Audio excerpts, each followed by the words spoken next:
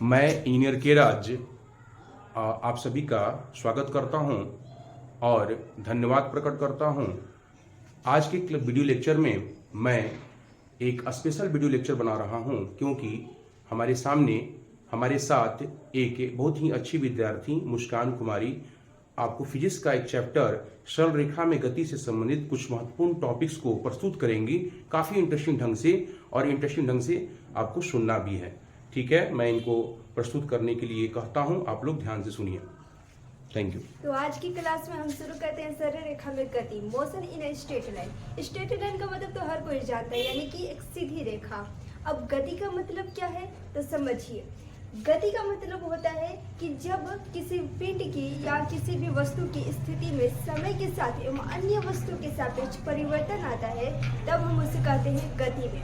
अब देखिए, जैसे कि फॉर एग्जाम्पल यहाँ पे समझते हैं कि मान लीजिए कि यहाँ पे कोई वस्तु है आपकी ए, ठीक है, और यहाँ पे आपकी कोई वस्तु है बी।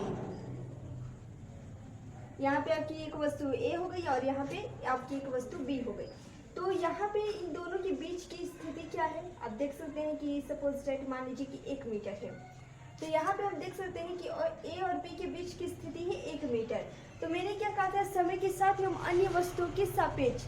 तो समय के साथ एवं अन्य वस्तुओं के सापेक्ष का अर्थ क्या है, तो समय के साथ का मतलब है कि मान लीजिए कि यहाँ पे 4 बज रहे हो, 4 o'clock। तो इस समय इन दोनों की स्थिति 1 मीटर है। फिर आपका आगे चलकर 4:02 हो गए, तब ये जो बी है यहाँ पे आ जाती है, ये आपकी बी यहाँ पर आ जाती है, ठीक है। तब आप देख सकते हैं ए और बी के बीच की जो स्थिति है वो आपकी हो गई है 2 मीटर। यानी कि यहाँ समय बदल रहा है, साथ में ही दोनों के बीच की स्थिति भी बदल रही है। तो अब आप सोचेंगे कि यहाँ जो अन्य वस्तुओं के सापेक्ष वर्ड लिखा है, इसका क्या मतलब है अन्य वस्तु के सापेक्ष। तो समझिए, यहाँ अगर मैं बात करूं ए के सापेक्ष, तो ए के सापेक्ष का बी गति में है, तो आप कहेंगे कि हाँ बी तो गति में ही है, क्योंकि ए यहाँ पे है और बी समय के साथ और इसके सापेक्ष यहाँ पे आ चुकी है। पर क्या ए भी गति में है? जी हाँ। आप सोचेंगे ए तो यहाँ से यहाँ पे आया ही नहीं, तो फिर ये कहाँ से गति में? पर है ये गति में। क्यों? क्योंकि यहाँ पे जो बी है, यहाँ जो आपकी बी है और यहाँ जो ए है, दोनों की स्थिति बदल चुकी है। अगर मैं बी के रिस्पेक्ट में बात करती हूँ तो बी के रिस्पेक्ट में भी ए की स्थिति में परिवर्तन हुआ है, इसलिए ए भी गति में है। अब आपको और दैनिक जीवन के एग्जाम्पल से समझाती हूँ। फॉर एग्जाम्पल, आप रोड पे खड़े हैं और सामने से कोई कार गुजर रही है। तब आपसे कोई पूछा कि बतलाओ क्या वो कार गति में है या फिर नहीं है, तो आप क्या कहेंगे? आप कहेंगे कि हाँ वो कार तो गति में ही है, क्योंकि आप देख रहे हैं, आप अपने सापेक्ष बात कर रहे हैं, अपने सापेक्ष आप देख रहे हैं कि वो कार चल रही है रोड पर, तो इसीलिए वो गति में है। पर अगर उस कार में बैठे किसी आदमी से पूछा जाए कि बतलाओ क्या तुम गति में हो या फिर रेस्ट में हो, तो वो कहेगा कि मैं तो रेस्ट में हूँ, क्योंकि वो ये नहीं दिख रहा है कि कार चल रही है। वो आराम से बैठा हुआ है कार की सीट पर, वो दिख रहा है कि जो बाहर की वस्तुएं हैं वो चल रही हैं। बाहर की वस्तु क्या उसे लगती है कि पीछे चलती हुई उसको प्रतीत होती है, इसीलिए वो कहेगा कि बाहर की वस्तुएं गति में है। और इसको एग्जाम्पल से समझिए, जैसे कि आप लोग पृथ्वी पर रहते हैं, हम सभी पृथ्वी पर ही रहते हैं। अब कोई पूछा कि बतलाओ पृथ्वी गति में है या विराम में है, तो आप कहेंगे कि पृथ्वी विराम में है, तो ये गलत आंसर है। या फिर आप कहेंगे कि पृथ्वी गति में है, ये भी गलत आंसर है। अब आप सोचेंगे क्यों, इसमें क्या गलती हम बोल दिए? तो इसमें गलती ये हुआ कि आपने सापेक्ष वर्ड का यूज नहीं किया, क्योंकि गति आपकी एक सापेक्षिक शब्द है। यहाँ पे आपको बतलाना होगा कि मेरे सापेक्ष पृथ्वी विराम में है, जबकि अन्य ग्रहों के सापेक्ष पृथ्वी गति में है। क्यों? क्योंकि अन्य ग्रहों के सापेक्ष ही हम कहते हैं कि पृथ्वी के पास घूर्णन गति है, परिक्रमण गति है। और आपको समझाती हूँ, जैसे कि आपने ट्रेन का तो सफ़र किया ही होगा, तो ट्रेन में ट्रेन जब चलती होगी तो आपने ऑब्जर्व किया होगा कि जो प्लेटफॉर्म पर बैठा आदमी है वो आपको लगता है कि मोशन में है, पर आप खुद को नहीं ऑब्जर्व करते हैं, मतलब आप खुद नहीं महसूस करते हैं कि आप मोशन में। आपको लगता है कि मैं तो रेस्ट में हूँ, लेकिन बाहर वाली सभी चीज़ मोशन में है। वही उसके उल्टा जो प्लेटफॉर्म पर आदमी बैठा है उसके रिस्पेक्ट में आप मोशन में होते हैं। तो ये होता है सापेक्षिक शब्द का मतलब। तो आप देख सकते हैं कि जो ये अन्य वस्तु के सापेक्ष है ये कितना इम्पोर्टेंट वर्ड है और इसी पे पूरा कॉन्सेप्ट आधारित है। अगर आप इस वर्ड को छोड़ देते हैं यानी कि आप अच्छे से नहीं बतला सकते कि वो जो पिंड है वो गति में या विराम में, या फिर सामने वाला नहीं समझ पाएगा कि आप क्या कहना चाहते हैं। ठीक है, अब हम आ जाते हैं विराम पर। रेस्ट क्या है? रेस्ट का मतलब क्या है कि अन्य वस्तु के सापेक्ष या फिर अन्य वस्तु के सापेक्ष हम समय के साथ है जब किसी वस्तु की स्थिति में परिवर्तन नहीं होता है। फॉर एग्जाम्पल यहाँ पर मान लीजिए कि मार्कर है और यहाँ पर मैं हूँ, तो हम दोनों के बीच की स्थिति जो है, समय बीत रहा है, मान लीजिए कि 5 बज रहे हैं, 5:02 हो गए, 6 भी बज गए, पर हम दोनों ऐसे ही हैं, हम दोनों की स्थिति यहीं पे है।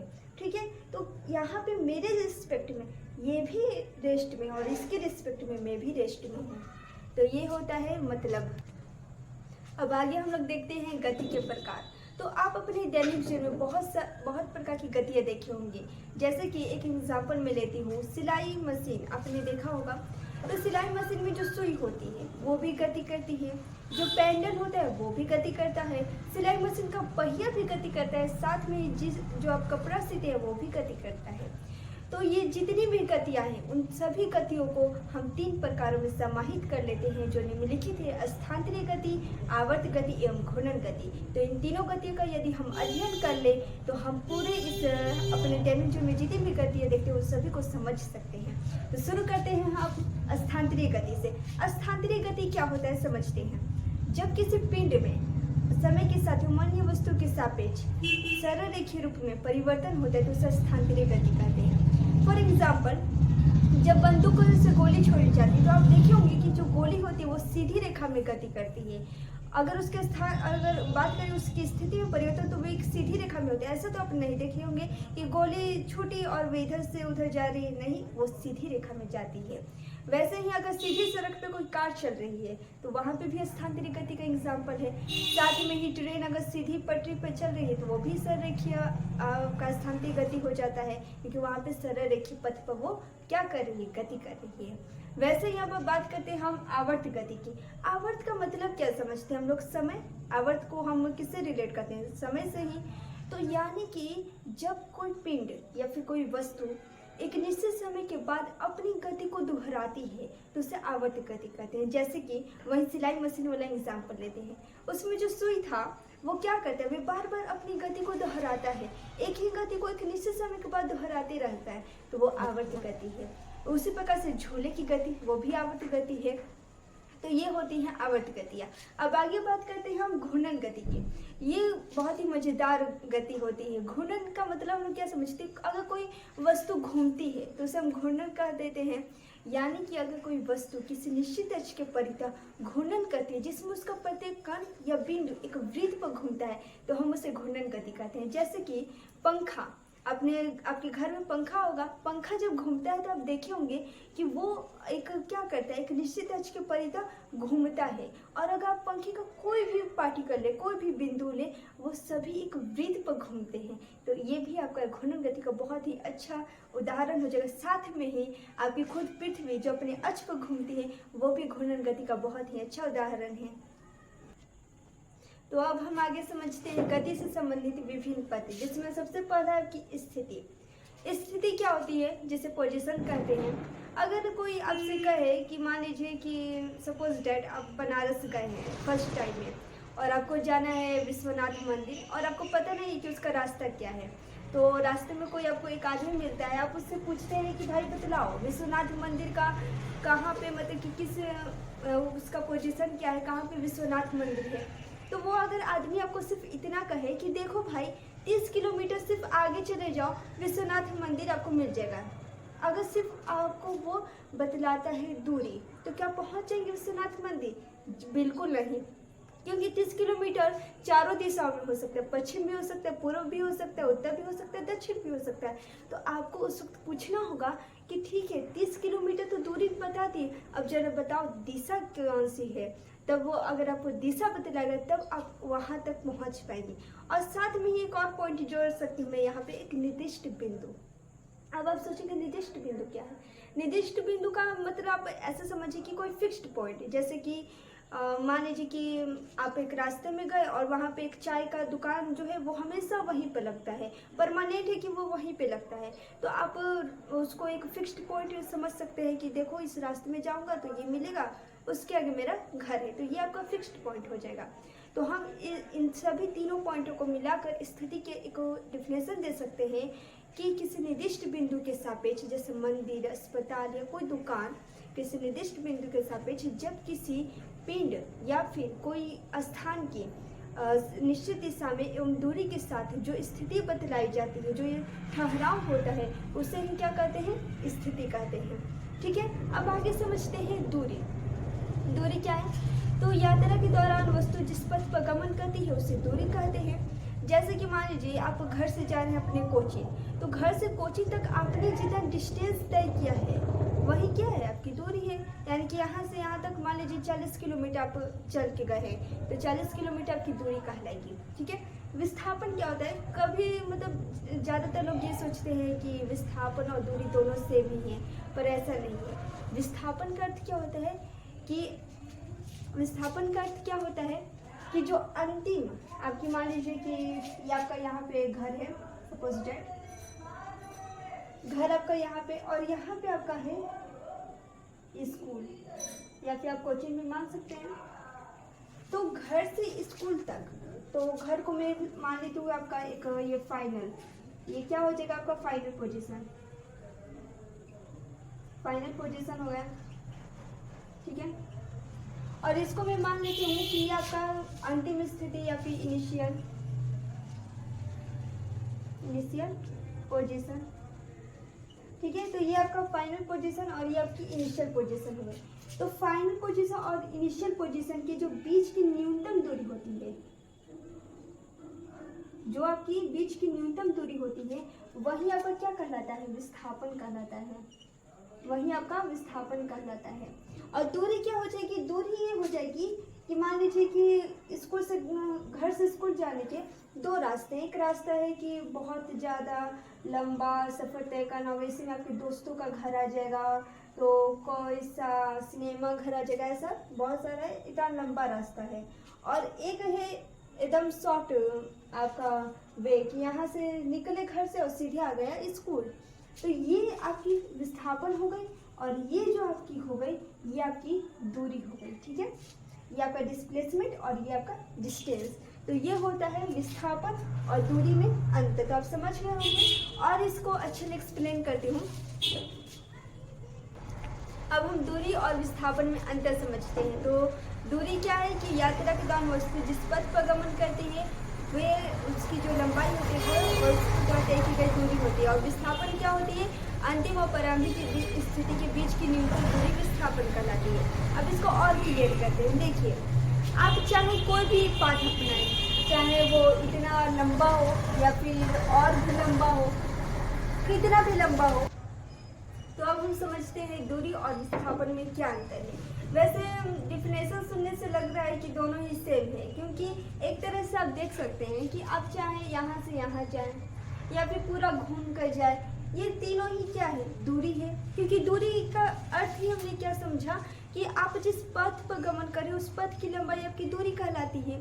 पर अब मैं बात कहूँ कि इन तीनों में विस्थापन कहाँ तय हो रहा है, तब आप कहें कि विस्थापन यहाँ पे तय हो रहा है। क्यों?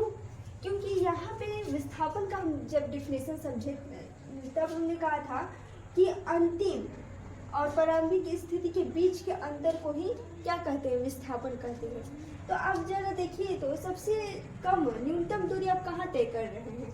यहाँ पर या यहाँ पर? तो आप कहेंगे कि यहाँ पर, तो इसलिए यही आपका विस्थापन कहलाएगा। और आगे समझते हैं, जो दूरी होती है वो हमेशा ही धनात्मक होती है। आप कभी ऐसा तो नहीं करते कि आज मैं -2 किलोमीटर चल के आया हूँ, ऐसा तो नहीं करते। हमेशा प्लस में ही मेजर करते हैं दूरी को। लेकिन जो विस्थापन होती है वो आपका धनात्मक, ऋणात्मक, शून्य तीनों ही संभव है। अब आप कहेंगे शून्य कैसे? तो देखिए, मान लीजिए आप यहाँ से एक ये पॉइंट है, एक यहाँ पे मान लीजिए कि पॉइंट ए है। ठीक है, आप पॉइंट ए से चले हैं और पॉइंट बी आए, और फिर पॉइंट बी से फिर पॉइंट पे ए आ गए। तो आप जरा देखिए, तो अंतिम और प्रारंभिक स्थिति दोनों आपकी एक ही नहीं है, एक ही नहीं है। तो यहाँ पे अगर आप अंतर निकालेंगे तो वो 0 हो जाएगा। तो इसीलिए जो विस्थापन होती है वो धनात्मक, ऋणात्मक एवं शून्य तीनों संभव होती है। दूरी एक अदिश राशि होती है, जबकि विस्थापन एक सदिश राशि होती है। अब सदिश और अदिश का अर्थ क्या होता है? तो दूरी एक अदिश राशि इसलिए होती है क्योंकि इसमें सिर्फ परिमाण होता है, दिशा नहीं होती है। हमेशा कोई भी बोलता है तो दूरी में दिशा नहीं ऐड किया जाता है, दूरी में सिर्फ उसका परिमाण बोल दिया जाता है। जबकि विस्थापन में आपको बतलाना होगा कि दिशा क्या है और साथ में परिमाण, तो इसीलिए उसे हम सदिश राशि कहते हैं। आगे समझते हैं। तो दूरी जो होती है वो समय के साथ हमेशा बढ़ती हुई होती है, और जबकि विस्थापन समय के साथ बढ़ता हुआ घटता हुआ दोनों ही संभव है। आगे है, जो दूरी होती है उसका परिमाण विस्थापन के परिमाण से ज़्यादा होता है या उसके बराबर भी हो सकता है, और विस्थापन का परिमाण दूरी के परिमाण से छोटा होता है या उसके बराबर हो सकता है। अब इसको जरा समझिए। यहाँ पे ये आपकी दोनों दूरियां हैं और यहाँ पे ये आपका विस्थापन है। तो जरा सोचिए तो किसका परिमाण ज़्यादा होगा? इसका, इन्हीं दोनों का ज़्यादा होगा। तो आप देख सकते हैं कि दूरी का परिमाण ज़्यादा है, पर यहाँ पे आप देख सकते हैं कि विस्थापन इन दोनों की कंपेरिजन में क्या है? कम है, तो इसीलिए इसका परिमाण छोटा है। पर हम समझते हैं कि विस्थापन भी एक प्रकार से दूरी ही है। तो यहाँ पे आप देख सकते हैं कि दूरी और विस्थापन दोनों ही सेम भी है, दोनों का परिणाम सेम ही है, ठीक है। पर विस्थापन का परिमाण क्या होता है? हमेशा दूरी के परिणाम से छोटा होता है या कभी कभी उसके बराबर भी हो सकता है। तो ये है दूरी और विस्थापन में कुछ मूल अंतरें।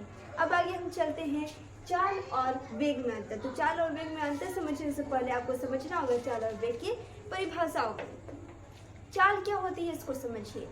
तो एकांक समय में तय की गई दूरी चाल कहलाती है, यानी कि एक आपने जितनी दूरी, कितने आपने जो भी दूरी तय किया वो कितने समय में तय किया, ये आपका चाल कहलाता है, ठीक है। तो चाल इक्वल क्या होता है? चाल इक्वल होता है आपका दूरी बटा में समय, और चूंकि दूरी भी एक अदिश राशि है इसलिए चाल में भी दिशा का कोई वैल्यू नहीं होता है, इसमें भी सिर्फ आपका परिमाण ही जरूरी होता है। तो इसलिए भी एक क्या है? आपकी एक अदिश राशि होती है, ठीक है। और अगर बात करें इसकी एसआई मात्रक की, तो हम लोग सब जानते हैं कि दूरी का एसआई मात्रक मीटर होता है और समय का सेकंड। तो इसका एसआई मात्रक क्या हो जाएगा? मीटर प्रति सेकेंड। और विमेय सूत्र अगर आप जानना चाहते हैं तो एल के लिए एल लिखते हैं और एस के लिए हो जाएगा आपका टी, और जब टी ऊपर जाएगा तो एल टी माइनस 1 होता है, ठीक है। ये आपका विमेय सूत्र होता है। अब आगे बढ़ते हैं वेग की तरफ। वेग क्या होता है? तो एकांक समय में तय किए गए विस्थापन को वेग कहते हैं, यानी कि आपने जो विस्थापन तय किया वो कितने समय में तय किया, ये आपका वेग कहलाता है। यानी कि हम कह सकते हैं वेग इक्वल विस्थापन बटा में समय, ठीक है। और विस्थापन का भी एसआई मात्रक मीटर ही होता है, क्योंकि विस्थापन भी एक प्रकार की क्या है? दूरी ही है, तो मीटर प्रति सेकेंड ही होता है, इसीलिए इसका विमेय सूत्र भी LT माइनस 1 ही होता है। अब हम कुछ चाल और वेग में मूल अंतर को देख लेते हैं। तो डिफिनेशन से तो कुछ अंतर हमें पता ही चल गया, और ये भी पता चल गया कि चाल एक अदिश राशि है और जबकि वेग एक सदिश राशि है, यानी कि हमें वेग में दिशा और परिमाण दोनों की आवश्यकता पड़ती है। तो ये थे चाल और वेग में कुछ मूल अंतरें। अब आगे चलते हैं त्वरण पर। त्वरण क्या है? तो त्वरण जो आपका होता है वेग से रिलेटिव होता है, वो चाल इसमें मैटर नहीं करता है वेग से। मान लीजिए एक एग्जांपल से समझाती हूँ। आप रोड पर चल रहे हैं, साइकिल चला रहे हैं और एकदम स्पीड में आप चल रहे हैं। आपकी मान लीजिए कि 50 मीटर प्रति सेकंड से चल रहे हैं, अचानक बीच में एक ट्रक आ गया तो आप क्या लगाए? वहाँ ब्रेक लगाए। तो फर्स्ट में आपकी वेलोसिटी जो थी 50 मीटर प्रति सेकंड थी, पर जैसे ही आपने ब्रेक लगाया वो 0 मीटर प्रति सेकंड हुए या उससे कुछ कम ही हो गए। तो यहाँ पे आप देख सकते हैं कि वेग में परिवर्तन हुआ। तो जितने समय में वेग में परिवर्तन हुआ वो आपका त्वरण कहलाएगा, यानी कि आप कह सकते हैं त्वरण इक्वल वेग में परिवर्तन बटा में परिवर्तन बटा में समय। ठीक है, त्वरण को वैसे ए से डिनोट किया जाता है, तो a equal v minus q by t. तो यहाँ पे ए इक्वल आप देख सकते हैं क्या है, v minus q by T. अब v क्या है आपकी, v आपकी अंतिम वेग हो जाती है और u आपका प्रारंभिक वेग, और समय तो जो लगा है। तो इसका आपका हो जाता है ऐसा ही मात्रक मीटर प्रति सेकेंड स्क्वायर, और इसका v में सूत्र हो जाएगा 80 माइनस 2। तो आज के वीडियो में इतना ही। तो आशा करती हूँ कि आप लोगों को ये सारे टॉपिक्स जितने भी मैंने बताए हैं आपको समझ में आए होंगे। और यदि आपको अच्छे लगे ऐसे ही, अगर आपको ये वीडियो अच्छा लगा तो आगे भी हम ऐसे ही वीडियो लाते रहेंगे, बहुत ही इंटरेस्टिंग और बहुत कॉन्सेप्ट से भरा हुआ। और यदि आपको ये वीडियो अच्छा लगे तो इस वीडियो को लाइक करें एंड चैनल को सब्सक्राइब करें। Thank you.